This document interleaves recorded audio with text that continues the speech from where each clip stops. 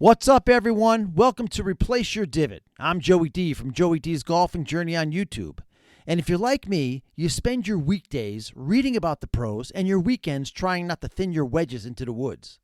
On this show, we're talking about everything happening on top of the leaderboard, while I share my brutal truth about my own game. It's all the news you need and all the struggles you recognize. So grab a drink, settle in, and let's get into the rounds.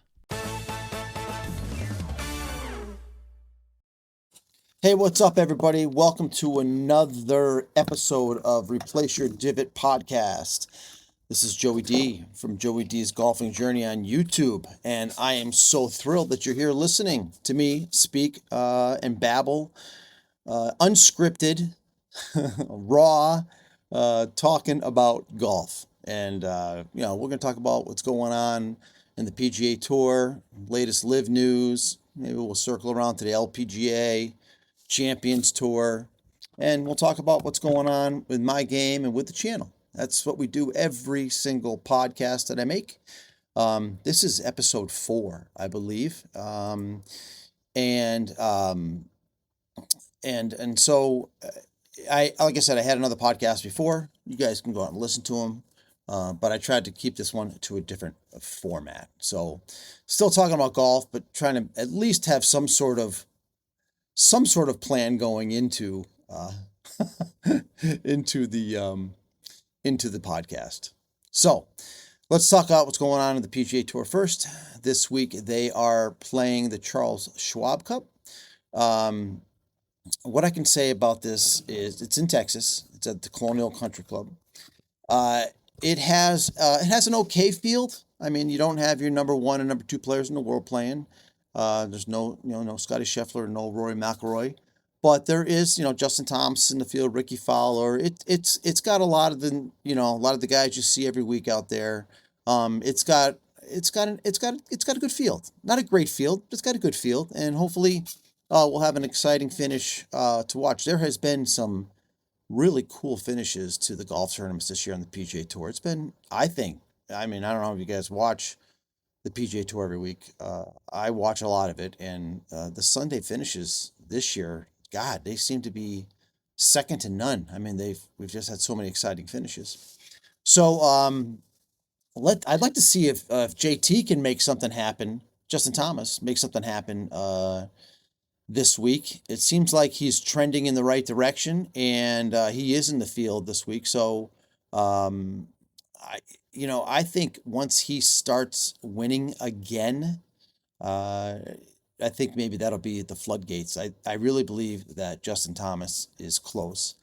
I'm still always a big Ricky Fowler fan. Even though I think he is one of the biggest underachievers in the history of golf. There's a guy who, God dang, his game is so good. He hits the ball so good. And like I said, I work at the Travelers Championship every year. I've seen Rory. Rory. I have seen Rory every year, but I've seen Ricky every year, and the kid is just a player.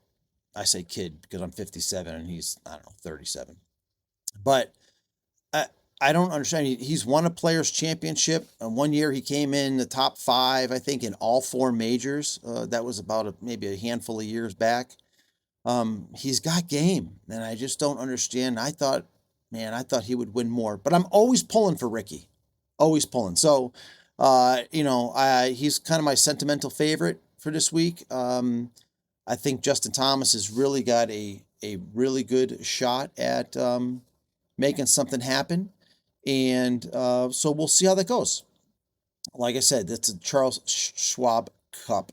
The defending champion is, I looked this up just yesterday, and I've already forgotten who the defending champion is. I can tell you right now. I'm going to look it up. And so while I'm doing that, talk amongst yourselves. No, the defending champion is Ben Griffin. I knew I looked it up yesterday. He won $1.7 million last year for his win. So I'm assuming it's probably around the same. I think purses might be up a little bit. So it'll be somewhere between 1.7 and 1.9 million for sure. So, and Ben Griffin is a solid player. So Scotty Scheffler did play in this last year. I don't know if he played in the Byron Nelson last year, but he played in this. Anyway, hey, you know who else is in the field? Is Oh my God, help me out here. The guy who does the announcing. Holy cow, my brain is not working on any kind of Kevin Kisner. Gosh, I don't know what's going on with me today, man. Kevin Kisner's in the field. How cool is it that Kiz is playing? And right now, as I currently talk to you, he's 1 under through 4 holes. So that's pretty cool. Max Homa's in the field. Um, there's just it's a good field. It is. I don't even know how to predict who's going to win. It seems like right now on any given week, there are guys that are just stepping up to the plate. Justin Thomas is 1 over already, by the way, through 1 hole. But it's hard to predict who's going to win these days. It's because it's just they're all so good. But what blows my mind is when I go and I'm preparing for this podcast, and when I mean prepare is I just pull up the websites to the PGA Tour and I pull up anything that has to do with golf, live golf, right? Is that I see names out there that the guys that were like really playing good golf that I realize haven't won in a long time, or I haven't seen on top of a leaderboard in a long time. Um, you know, Lucas Glover, Akshay Bhatia, Tony Finau, even Sahith Theegala's having a kind of a off year. It just I'm not seeing these names on top of leaderboards anymore, or in the hunt anymore, like I used to see all the time. There's so many names like that Max Homa for one. There's another one, Max Homa. What happened to these guys? Golf's hard, we know, right? Um, and so Brian Harmon's in the field, and I've heard some experts say they've picked Brian Harmon for this tournament. They said this course really sets up for him. He's another dude, man. When it comes to Travelers Championship, you want to talk about a dude who's tiny. This guy, he looks like he's like a 15-year-old kid, a bald 15-year-old kid. But he's just a solid player.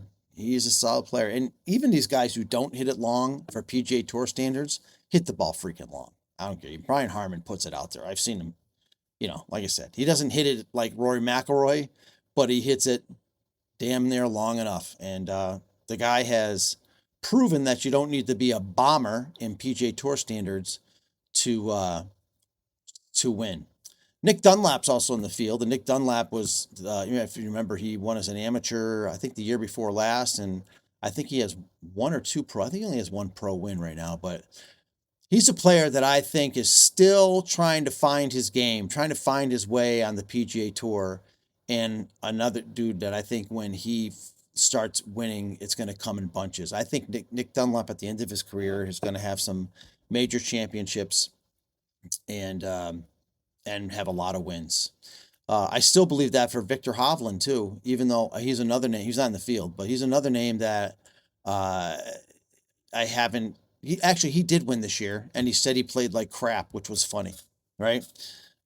He's been fighting his swing, but he won. He did win 1 tournament this year, and I thought it was funny in the interview where he said he didn't have his best stuff, or he still drove it like crap, or whatever he said. But I expect him to win a lot of majors too. So anyways, that's what's going on the PGA Tour. That is, the Charles Schwab Challenge. I'm sorry, not the Charles Schwab Cup. If I said the Charles Schwab Cup, I meant the Charles Schwab Challenge. And like I said, it's a Colonial Country Club. So that's what's going on there. Live Golf, it's a lot of the same. PIF is pulled out. They're asking these guys all about it. They obviously, when Live first started, you could tell that these guys were told what to say. They were told what to say. They all had the same canned answer. We want to spend more time with our families. We're trying to grow the game. It's this, that, and the other thing. And we all know that they went for the money. And there's nothing wrong with that. I mean, I don't begrudge anybody for making a move for more money. I mean, we do it in our working careers all the time. I mean, yeah, there's some of us that have been at jobs for 30, 40 years, but for the most part, people change jobs every few years. And the biggest reason why usually people change jobs is for better opportunities and better money. And so these guys were were throwing money at them that they couldn't turn down. Now, I think it was easier for guys like Rory or Tiger to say no to these to the money because they already had so much. And granted, Bryson DeChambeau had plenty of money. Dustin Johnson had plenty of money. Um, but they're different characters altogether. Although I am not a I am not a Bryson DeChambeau hater by any steps of the means. I know he's quirky. He's a little weird, but I dig his YouTube channel. And as I said before, I think in another podcast, I worked one pro am day at the Travelers Championship, which, by the way, I'll never work a pro am day again. It was literally the longest day of my life. Um, he was the most engaging pro with his amateur partners. Excuse me, with his amateur partners, more than any other pro. He was helping them read putts. He was like into it. Very good to the fans. He he told my buddy JT John Thomas, who was working the tee box on that particular day.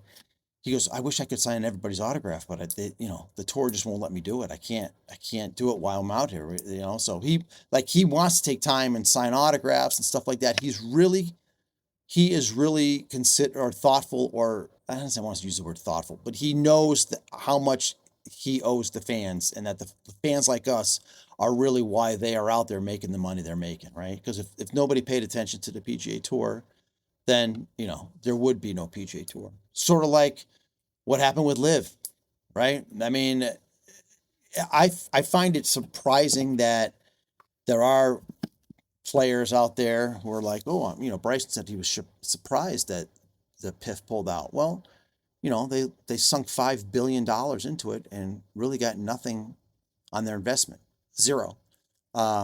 Whether or not it was sports whitewashing or whatever it is, I mean, I don't care who you are. After a while, if it's nothing but a loss of huge proportions, you're going to get out, right? And so, yeah, they probably could have afforded to stay in it for the long haul, but why? At this point, why? Maybe it didn't do what they thought it was going to do. I don't know. All it did, in my opinion, this is Joey D's humble opinion. All it did was help the PGA Tour. And made some other guys. I mean, it made guys who went to live very, very, very rich. They were already rich, so the rich get richer. But it really made the PGA Tour make some changes, and now you have these signature events, and whether you love them or hate them, there is more money being paid out to players, and even guys that are not top tier players. I think there's some sort of money that they're giving guys, like a salary almost. I'd have to look more into it, but there's so many things that have changed on the PGA Tour money wise. And I think that all came from Live, because the PGA Tour was like, we can't keep losing our stars to Live. We can't lose any more stars to Live. And you know what? Once the PGA Tour made those changes, you haven't seen many big names, if any, go over to Live. I think, who was their last big signing? Was it Bryson? I don't know who the last big name was to go over. So anyway, um, and then they in a press conference they asked Dustin Johnson about Live Golf, and he just looked at everybody and said, "Long live golf," and that was it. It was the most awkward answer. And everybody looked at him like, "What the hell are you talking about?" That's it. He just said, "Long live golf," and then had a serious look on his face, and I'm like, okay, kind of a bizarre answer, but Dustin Johnson's a bizarre dude, right? And but hell of a golfer. I mean, at least he was in his prime. Guy Guy could roll the ball, roll the rock. Trying to come up with all the cliches I can. Anyway, so that's what's going on with PGA Tour and the latest with Live. On the LPGA Tour, this week they're playing in the ShopRite LPGA. So that must be a major. Like the PGA? Is it a major? I don't even know. ShopRite LPGA. They're playing it in New Jersey. The LPGA website is kind of hard to follow, but Natalie Gulbis is in the field. Wow. I mean, she has not. I mean, she semi-retired, right, or pretty much retired. Um, so it's kind of cool that she's in the field. Uh, I used to watch a lot of women's golf a long time ago, like when the Paula Creamers and the Morgan Pressels and all those players were playing. And I remember the women's majors used to be a really big deal on network TV, and uh, I don't know. I know it's the new commissioners growing the popularity of the LPGA Tour again, and the Golf Channel televises all the events, which is good because there was there's weeks that they were playing that there was no coverage at all. Uh, but they are still a tour that they don't play every week. There are weeks that there is no LPGA tournament, and it just shows it's like the I looked at the who won their last tournament, and for winning, I think she won $280,000 or $300,000 for winning the tournament. And I know it's a lot of money to maybe you and me, but in the grand scheme of things, when you look at women's golf compared to men's golf, like $300,000 would be like what, 50th place or something in a PGA Tour event. Um, and these women play great golf. I mean, they play golf that's probably, I don't want to even say more relatable to you and I, who if you're a normal golfer there out there listening, because these women can put it out there. I mean, there are some big hitters on that tour. There's also, a lot of short hitters. They don't play long golf courses, but that's why I find it more relatable, right? So if they put out, I don't even know what the average driving distance is out there. Um, but if you want to compare someone who can hit the ball similar to as far as distance goes to more like the amateur game, or from a a regular golfer's point of view, it'd probably be the women, right? When you're talking about driving distance. So that's all I'm talking about. I mean, they are obviously they are obviously just great golf. You know what? And I say that, and the number one driver on tour is Julia Lopez Ramirez, I'm sorry, and she's averaging 291 yards off the tee. And right through to the top 10, God, right even through to the top. I'm I'm in I'm down to like 30th right now, and the average is still in the 270s. So these women they're hitting the ball long. They're hitting the ball super long, and I have to go way down to 156th um in driving distance. I can't pronounce her name. uh, Averaging 234 off the tee. That seems to be the shortest hitter off the tee. It's more Moria Juten Jutengard. Why do I think she's had a good year, or she's anyway. Um, she has three career wins. She's won $7.5 million in career earnings. She's not having a good year this year, but in any case, uh, these women can play, and they can putt like nobody else, and they just are good, and they're it's great golf. So if you're not ever watching the LPGA Tour, give it a try. Go over to the Golf Channel sometime and give them a watch. You'd be surprised how good these women are. And maybe not be surprised, but you'd be impressed on how good these women are. Right now on that money list, you have Nelly Quarter leading it. She's won $2.8 million, and that's only in 7 events. her first 5 events or 4 events was crazy. Maybe it was 5 events. I think it was a first, second, second. Yeah, her first 4 events. She went win, second, and then win. That was a pretty hot start. And so she's got again. I think she's the greatest female golfer out there right now. With 18, she has 18 wins, career wins, and she's won $19 million. So I know I'm spending a lot of time on the LPGA tour, but you know what? They don't get the love that they deserve. All right, so what's going on with Joey D's golfing journey? Well, I'll tell you since you asked. Um, I'm finally monetized. I finally hit 1,000 subscribers. I can't believe it. Thank you all so much for getting me there. I may have gotten there at my last podcast. I don't remember. But it's opening. It hopefully will open up more doors for me, and I'll be able to bring you. I know everybody loves the reviews. I love doing the reviews of the clubs. So we're gonna keep doing those, and you know, I I thought the course vlogs would be really popular, and honestly, they don't get many views.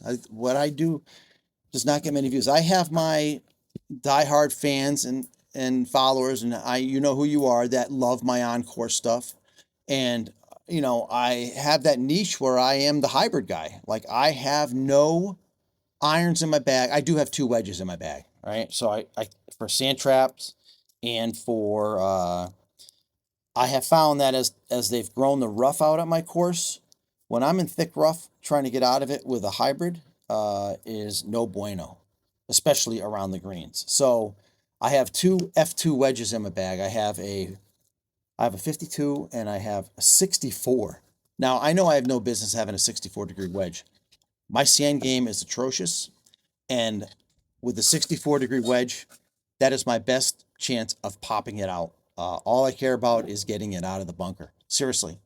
If it gets on the green, it's a bonus. If it gets close to the pin, it's a miracle.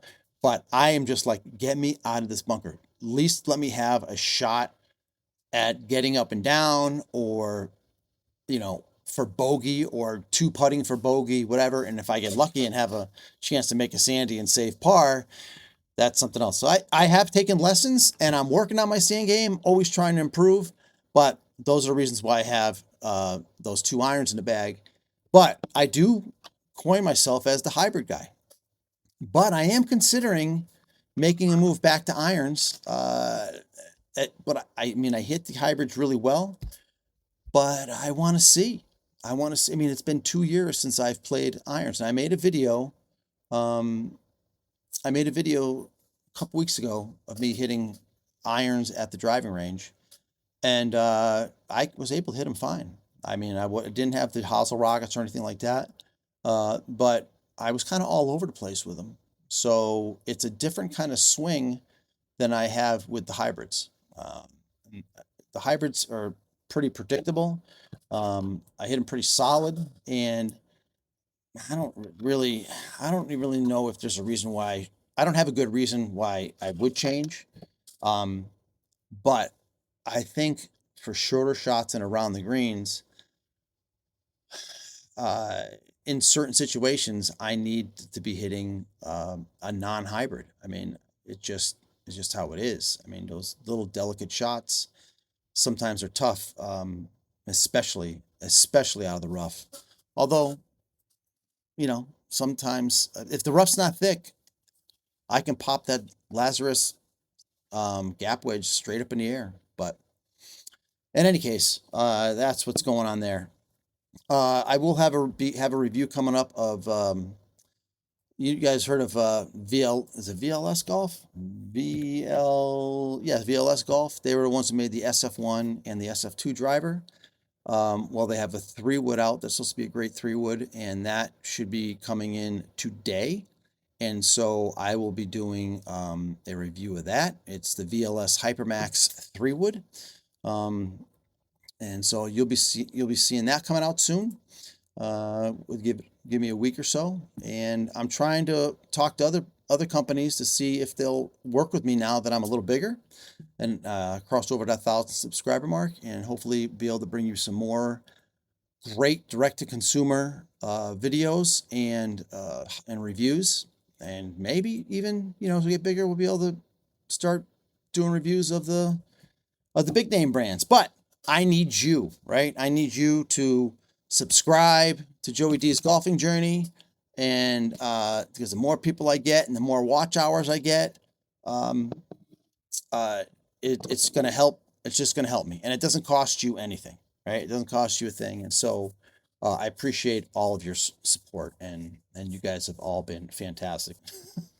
Anyway, listen. Thanks for listening to this podcast. This is Joey D. This is Replace Your Divot podcast. I really appreciate the listen. Go off the Joey D's golf journey, like and subscribe if you've been with me this far, which maybe like 4 or 5 of you still are.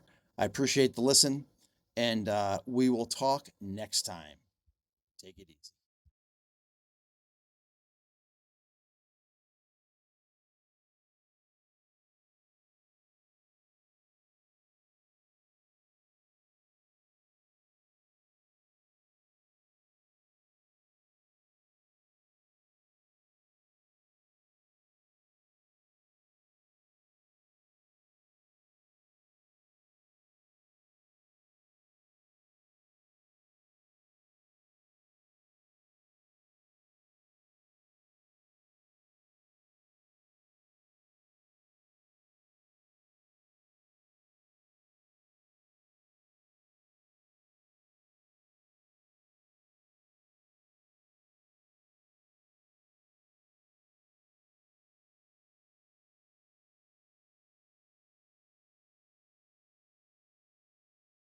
If you made it this far, you heard that story, and you're probably like, who cares?